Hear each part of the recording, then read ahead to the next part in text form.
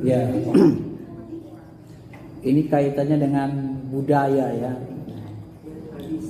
Tradisi jadinya sebenarnya. Jadi tradisi dibawa-bawa ke agama. Mereka tradisi kalau di Jawa itu kan nyalap kiai itu dari depan belakang. Ya, itu namanya bolak-balik. Iya, bolak-balik. Kalau memang itu tradisi, kalau menurut pemahaman saya, kalau dia tidak dianggap tradisi dan tidak berlebihan, sebenarnya tidak masalah, ya.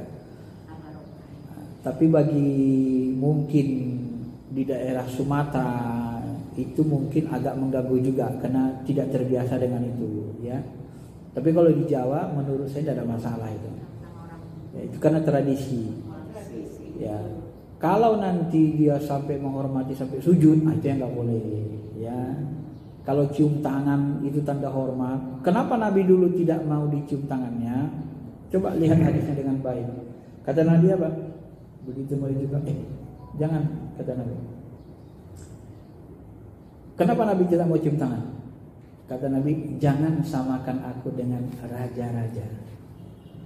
Jadi kalau zaman dulu raja itu datang cium tangan gini kan? Ini ke cium.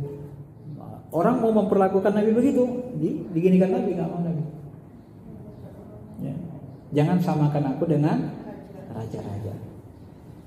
Maka nanti ada sebagian orang dia tidak melihat ilat hukumnya ini, ya. Sehingga kalau cium tangan ini dianggap haram.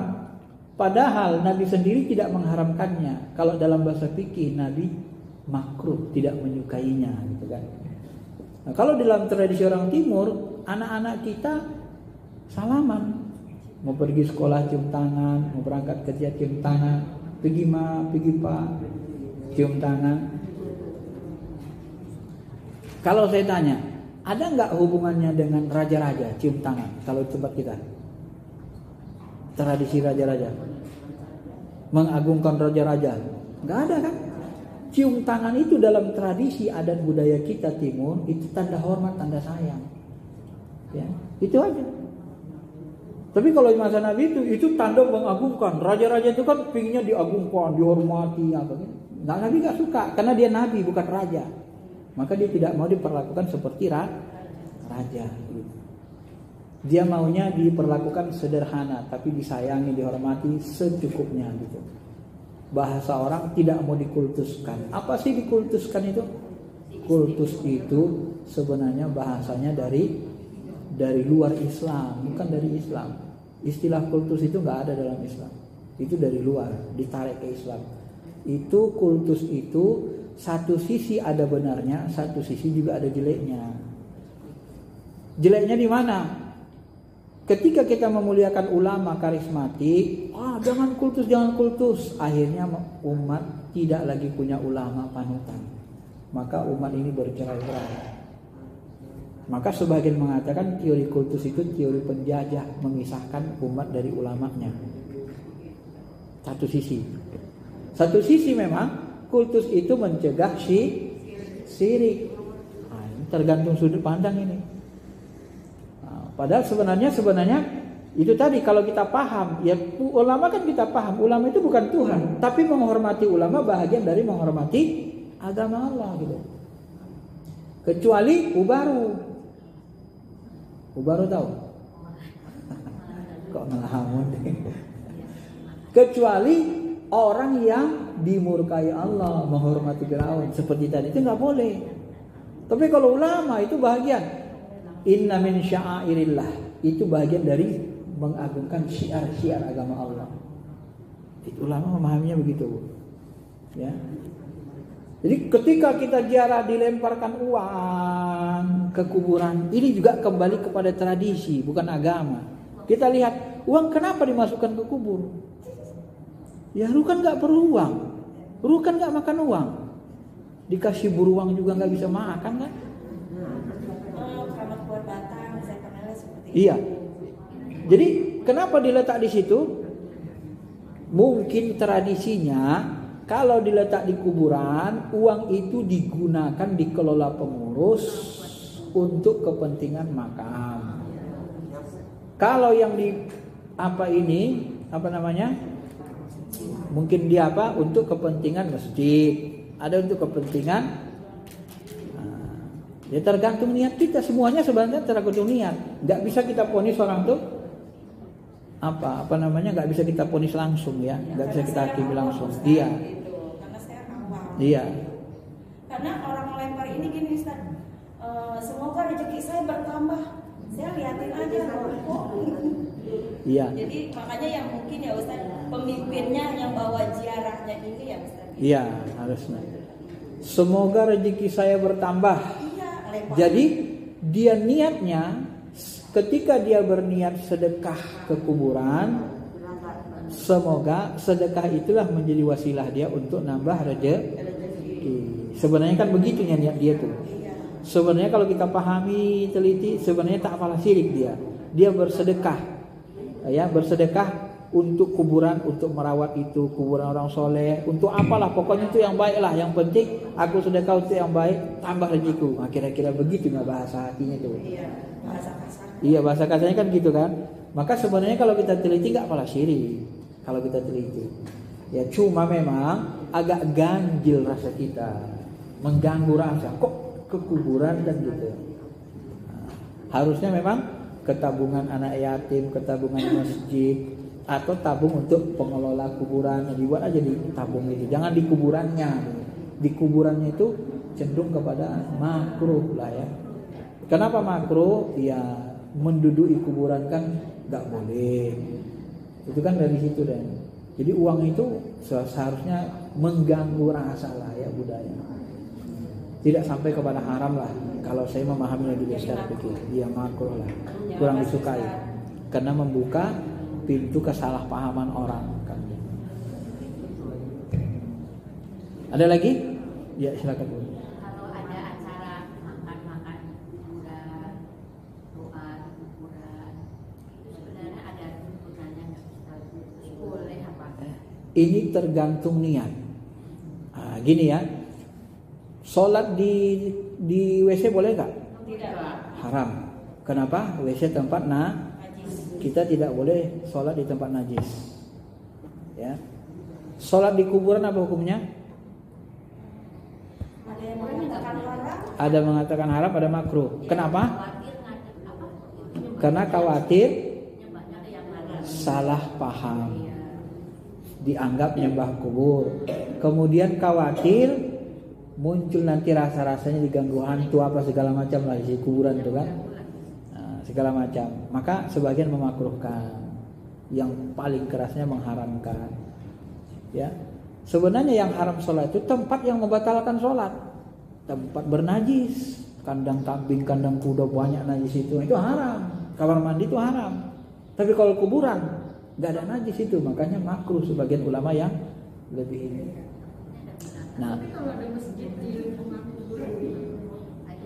Nah, jadi bagaimana masjid di sebelah kuburan? Malah di depan mimbarnya kuburan Ustaz. Nah,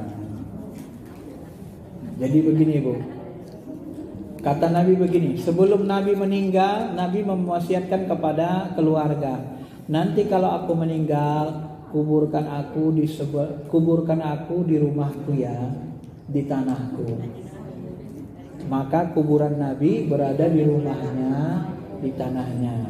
Ketika terjadi pelebaran Masjid Nabawi, kenalah rumah Nabi. Jadi kuburan Nabi di sebelah masjid. Jadi sebenarnya kalau kita pahami secara tekstual, jadi sunnah kan. Tapi kan nggak mungkin pengurus masjid, nanti aku kalau meninggal kuburkan aku sebelah masjid ya. Ini pun salah juga, ya kan? Kenapa? Tanah sebelah masjid bukan tanah dia. Yang sebelah masjid kan tanah Nabi tadi rumahnya. Kan gitu kan? Cuman ada keluarga yang membangun masjid wakaf, sebagian sebelahnya kuburan. Maka nanti ulama paling nanti memakruhkan lah, takut jadi fitnah bagi masyarakat ya. Jadi kesana. Sebaiknya jangan. Kalaupun mau dia agak dipisahkan, kayak makam bagi itu kan terpisah dari masjid. Dekat masjid memang, tapi Supaya apa? Kadang memang supaya mudah ziarah. Habis sholat orang ziarah. Enggak lagi jauh sana kemari. Kalau di Gitu. sini tujuannya gini Ustaz, supaya orang yang sholat dia bisa ngikuti sholatin. Jadi ditaruhnya di depan juga. Iya banyak. Supaya orang sholat. Dia ngikuti sholatin gitu Ustaz. Wah, kalau itu saya tidak tahu saya. Kalau dia disolatin, ngapain dia disolatin? Sudah meninggal dulu kan disolatin, ngapain disolatin lagi? Jadi dia pas di depan mimbar. Ada Ustaz. Oh gitu. Di belakang. Nah, itu pemahamannya udah keliru. Iya, makanya Itu nggak kadang-kadang ada. itu Ustaz. Orang pintar tapi keblinger. Itu. Iya, itu jadi fitnah jadinya, ya. Itu keliru. Malah mengganggu. Kenapa mengganggu? Orang mau sholat tengah malam tahajud itu takut nanti jangan-jangan muncul nanti kan. Jadi apalagi dia orangnya ini kan takut dengan kuburan. Itu makanya nggak boleh di masjid kuburan. Orang mau sholat tahajud nanti ganggu. Ih, nanti muncul berasap katanya. Padahal nggak ada apa-apa. Ya, ada lagi Bu? Oh iya, tadi apa tadi? Ngaji sama itu. Makan. Ngaji. Jadi kalau mengaji kembali kepada apa hukum fikih dasar. Mengaji di kamar mandi haram karena tempat najis, kandang kambing haram, di kuburan tempat najis enggak? Tidak haram. Nanti dikembalikan kepada niat. Setinggi-tinggi hukumnya makruh karena takut mengundang fitnah. Begitu bahasanya. Ngaji apa? Makan-makan. Ngaji di kuburan. Bagaimana kalau ngaji di kuburan? Kalau Mekah karena mazhabnya beda, lebih cenderung kepada Salafi Wahabi, dilarang itu kita. Tapi kalau di Indonesia cenderung kepada mazhab Syafi'i, Imam Ahmad bin Hambal, murid Imam Syafi'i ahli hadis mengatakan dalam satu riwayat dikatakan apa? Bacalah Al-Fatihah, bacalah Mau'izatain, hadiahkanlah pahalanya kepada ahli kubur ketika kalian ziarah. Itu sampai kepada mereka. Ini khilafiyah. Maka ulama Syafi'iyah rata-rata mengamalkannya. Termasuk ulama tarekat semua mengamalkannya. Dan mereka merasakan manfaat itu. Ya, baik hidup maupun mati, pahala itu bisa kita mohonkan ke Allah sampai ke orangnya. Bisa. Kalau ibu mau bukti, silakan saja. Coba patihakan 100 kali. Setiap hari patihakan Sunan Kalijaga. Nanti ibu satu saat mimpi sama beliau. Minimal mimpi ketemu. Atau kalau suaminya agak nakal, patihakan tiap hari 100 kali. Nanti insya Allah dalam waktu sebulan 2 bulan nanti akan berubah. Niatkan Fatihah itu supaya merubah dirinya. Artinya Fatihah itu bisa sampai pahalanya, pengaruhnya, baik kepada orang yang masih hidup maupun yang sudah meninggal. Dan saya termasuk yang memilih pendapat yang mengatakan sampai. Ya, mengatakan sampai. Imam Syafi'i mengatakan tidak sampai. Kata Imam Nawawi, kalau tidak diniatkan tidak sampai. Itu maksud Imam Syafi'i, kata Imam Nawawi.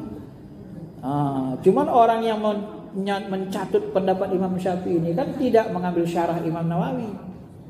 Pengikutnya catutnya saja. Imam Syafi'i bilang nggak sampai. Maksud Imam Syafi'i tak sampai kalau tidak diniatkan. Itu maksud dia, kata Imam Nawawi. Ibnu Taimiyah pun mengatakan bermanfaat, berarti sampai kan? Bermanfaat. Ya. Kalau bahasa logikanya, kiasnya, haji kita aja bisa sampai sama orang tua. Haji kan rukun. Bagaimana sedekah yang tidak rukun, yang sunnah saja, yang wajib aja bisa sampai kok? Ya kalau bahasa guru-guru kita, masyayikh kita, sampai enggak itu Ustaz? Tuanku sampai enggak itu? Saya pernah nanya gitu, ngetes guru saya. Apa kata guru saya? Pak Faisal, urusan menyampaikan itu urusan kita atau urusan Tuhan? Urusan Tuhan. Loh, urusan Tuhan kok Pak Faisal urusi? Urusan menyampaikan itu urusan Allah. Urusan Allah kenapa ibu yang urus? Ya kan? Nah, ibarat kita ngirim surat kantor pos. Saya mau ngirim surat kantor pos ke Surabaya, Jawa Timur. Dah taruh perangkonya. Perangkonya berapa Mas? Perangko 20. Nah, nyampe gak surat ini? Yang nyampe kan siapa? Jangan ibu bilang, awas lu ya kalau nggak lu sampaikan ini. Urusan kita ngelengkapin aja, urusan sampai nggak sampai itu kerja Pak Bos. Jangan ibu urusin. Oh itu nggak sampai itu, awas lu nggak sampai ya, gua laknat lu gua. Jangan begitu. Urusan nyampaikan urusan tukang pos, urusan nyampaikan malaikat sama Allah, kerja Allah. Jadi kerja Allah itu gak usah diurus. Kerja kita hanya berdoa. Oh, ya Allah sampaikanlah ini, ya Allah, ya Allah, ya Allah. Kalau disampaikan Allah, mau apa kita? Kalau dia bilang kalau yakin gak sampai kita coba aja. Gimana cara nyobanya? Coba lu mati duluan, biar gua patihakan dari sini. Ntar kalau gak sampai lu bilang sama gua, sampai gak sampai lu bangkit lagi bilang. Mau dicoba? Ada yang mau coba? Nanti dulu. Kalau menurut masyaikh guru-guru tarekat, semua orang tarekat mengatakan sampai. Karena mereka menyaksikan sampainya. Hadis-hadis lemah pun ada mengatakan sampai. Yang saya khawatirkan gininya Bu, Nabi itu takut kita menyepelekan syariat. Udahlah, gak usahlah sholat, ntar aku didoain sama anakku, orang didoain, udah aku baik, bacakan Yasin apa gitu. Belum tentu kan. Takut itu menyepelekan syariat. Makanya kadang-kadang yang begitu-begitu tidak diekspos. Yang ilmu begini gak diekspos secara menyeluruh oleh Nabi, supaya umat ini tidak menyepelekan syariat. Saya memahaminya begitu ya. Tapi secara rincinya, ilmu yang lebih dalamnya insya Allah sampai. Kalau saya yakin sampai. Harus yakin Ustaz. Iya, harus yakin. Kalau nggak yakinnya nggak sampai. Jadi kalau makan-makan bagaimana? Sama juga. Ada nggak syariatnya? Nggak ada. Masa makan-makan di kuburan ngapain? Tak dapat kita ilat apanya? Tujuan syariatnya. Untuk apa makan-makan di kuburan? Kecuali kita ziarah makam wali kelaparan, ada situ makan nggak masalah kan, lapar berat. Tapi kalau dikhususkan makan-makan di kuburan itu apa? Alasan syariatnya kan nggak ada. Lagi ngotorin kuburan lagi kan, ya pasti ujungnya makruh juga nanti kan.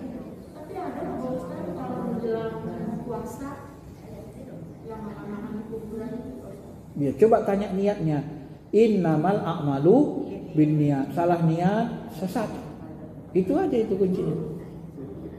Karena makan di kuburan tidak tempat haram, paling dia tempat makruh. Kalau salah niatnya sesat. Niatnya apa? Supaya senang orang nih lihat kita makan-makan di sini katanya. Wah, apa hubungannya kan? Biar viral. Biar viral aja.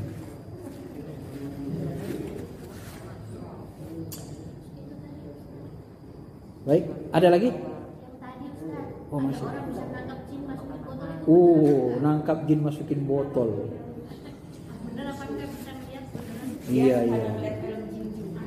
Dulu kan ada ulama. Iya, dulu ada itu kan. Di acara percaya nggak percaya ya gitu ya. Nangkap jin. Itu apa lah nangkap jin gitu ya?